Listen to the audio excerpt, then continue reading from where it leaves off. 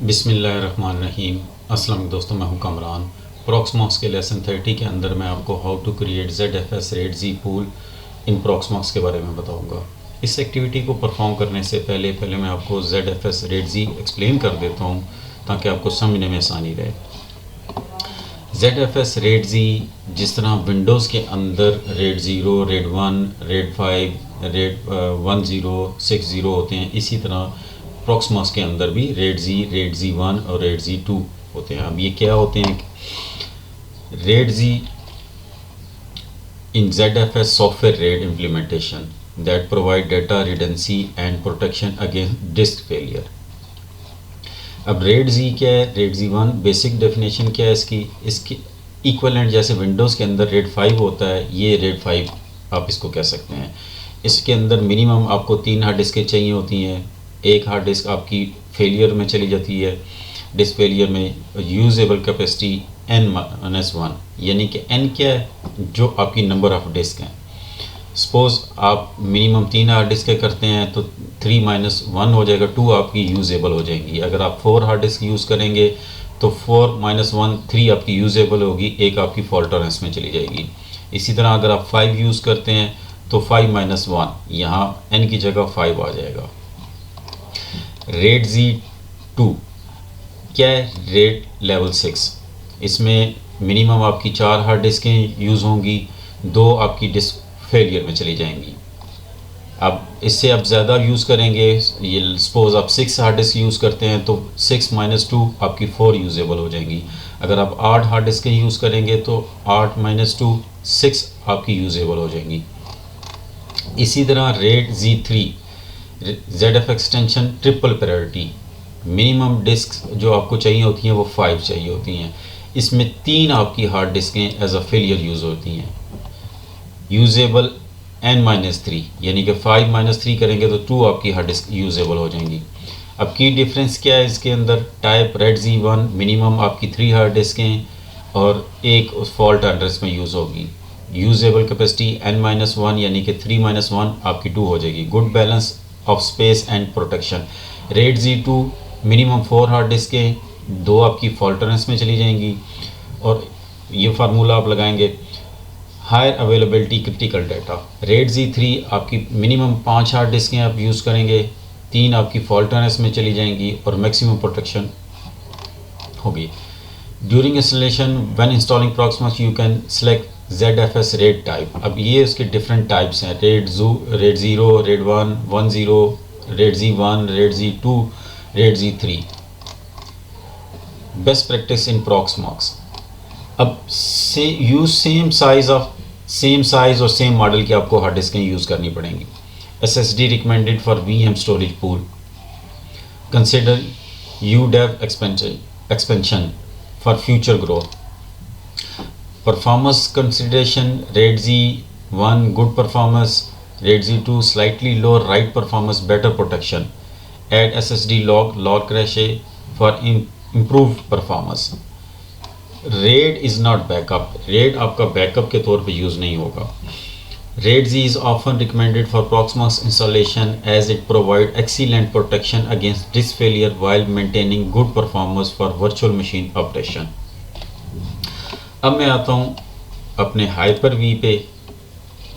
यहाँ मैं आपको दिखा देता हूँ, ये मेरी मशीन है जो हाइपर-वी के अंदर है। इसका IP 10.58।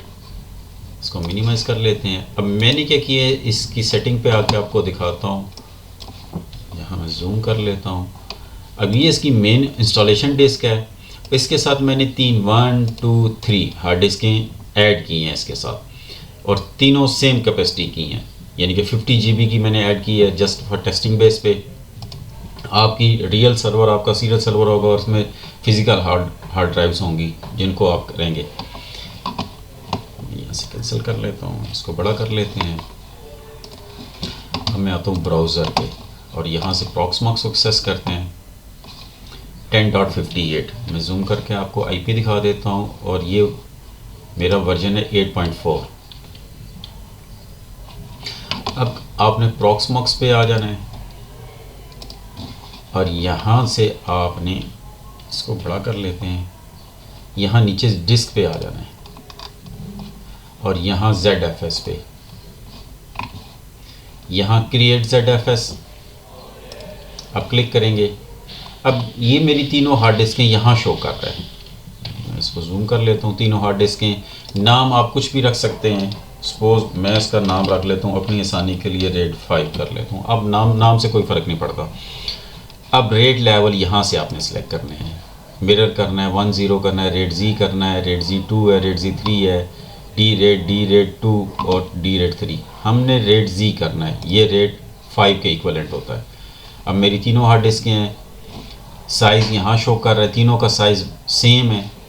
मैं यहाँ से सिलेक्ट करता हूँ तीनों हार्ड डिस्कें। ZFS is not compatible with disk back by RAID hardware RAID controller, क्योंकि ये सॉफ्टवेयर बेस है, ये हार्डवेयर बेस को सपोर्ट नहीं करता। अब यहाँ से क्रिएट करते हैं सिंपल इसको, ZFS स्टोरेज RAID 5 क्रिएट। इसको बड़ा कर लेते हैं, ये आ गया। और यहाँ लेफ़्ट साइड पे देखें, ये आ गई समरी। अभी ये लोड कर रहा है। अब ये इसने मुझे डबल ऑफ साइज़ दे दिया। VM डिस्क इसके अंदर नहीं है, CT वॉल्यूम्स परमिशंस। इस तरह आप प्रॉक्समॉक्स के अंदर आप RAID Z कॉन्फ़िगर कर सकते हैं। अब अगर आपने इसको ख़त्म करना है, अब ये तो होता है कि आपने अपनी वर्चुअल यानी कि अपनी डिस्क बनानी है, तो आप इसके अंदर क्रिएट करें ताकि आपकी जो डिस्क हैं वो प्रोटेक्टेड रहे, ताकि कि किसी टाइम भी आपकी एक हार्ड डिस्क फेलियर होती है तो आपकी दूसरी एक्टिव हो जाएगी। तो मीनवाइल आप दूसरी हार्ड डिस्क को चेंज कर लेंगे। अब अगर मैंने इसको ख़त्म करना है RAID को, तो कैसे करूँगा? मैं यहाँ आ जाऊँगा प्रॉक्समॉक्स पे, सेम ZFS पे आऊँगा, यहाँ से इसको सिलेक्ट करूँगा और यहाँ आप अगर आप राइट क्लिक करते हैं कोई ऐसी ऑप्शन नहीं आती। आपने यहाँ आना है, यहाँ मोर पे आप यहाँ क्लिक करेंगे और यहाँ डिस्ट्रॉय की ऑप्शन अपीयर हो जाती है।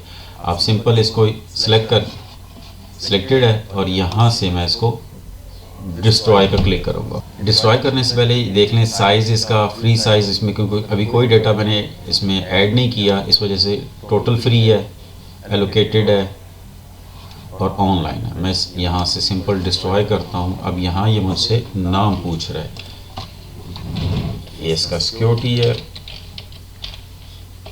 RAID 5। जो नाम मैंने इसका रखा होगा वही नाम मैंने इस बॉक्स के अंदर इंटर करना होगा।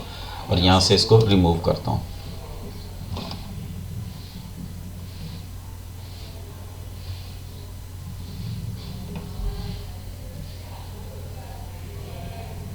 अगर डिटेल पे क्लिक करेंगे तो ये डिटेल आपको दे देगा।